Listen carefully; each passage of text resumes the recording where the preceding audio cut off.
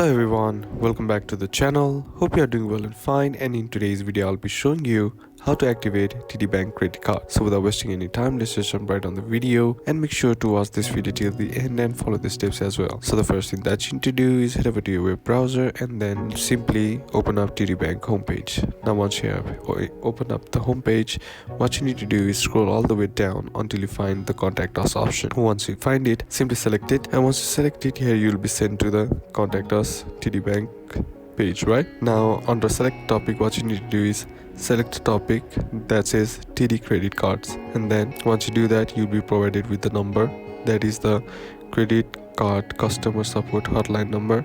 All you gotta do is call this number and then talk to the agent about activating your TD card. The agent will ask you some details about your information, and all you gotta do is provide them with it and then follow the process, and your TD Bank credit card will be activated. And that's basically how you can do it. And that's it for today's video, guys. Hope this video was useful to you. Leave a like if it did, comment down below what the next video should be on, consider subbing to the channel. Thanks for watching. Bye bye.